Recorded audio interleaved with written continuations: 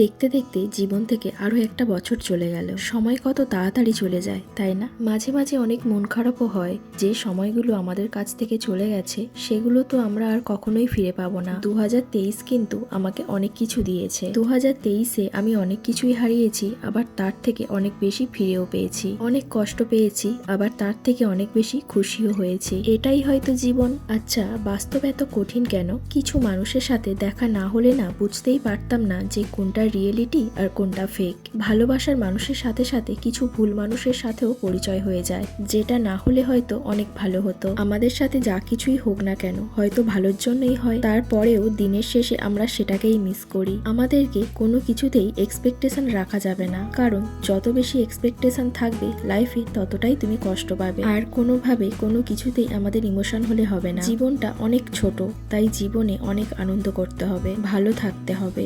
সময় তো সময়ের গতিতেই চলবে, সে কিন্তু কখনোই কারোর জন্য থেমে থাকবে না। 2023 সালটা যেমনই কাটুক না কেন, সবার নতুন বছরটা অনেক সুন্দরভাবে শুরু হোক। আর সকলকে জানাই 2024 নতুন বছরের অনেক শুভেচ্ছা ও ভালোবাসা। নতুন বছরটা যেন সবারই খুব ভালো কাটে এবং সকলেই যেন সুস্থ থাকে। কেমন আছেন সবাই? শুভ কাবেরী নতুন একটি ভ্লগে আপনাদের স্বাগত জানাই। কাছের মানুষটা যখন কাছে থাকে তখন কত খুনসুটি, কত মারামারি লেগেই থাকে, তবে তার মধ্যে অনেক ভালো মুহূর্তও থাকে যেগুলো খুব তাড়াতাড়ি সময়ের সাথে চলে যায়। আর কাছের মানুষটা যখন কাছে থাকে না তখন প্রচন্ড মন খারাপও করে। তাই সে আজ বাড়িতে থাকায় দুজনে চলে এসেছি একটু একসাথে আলাদা সময় কাটানোর জন্য ডায়মন্ড হারবারে একটা ক্যাফেতে। ক্যাফেটার নাম হলো ক্যাফে ডি হারবার। এখানে আমরা প্রায় অনেকবারই এসেছি।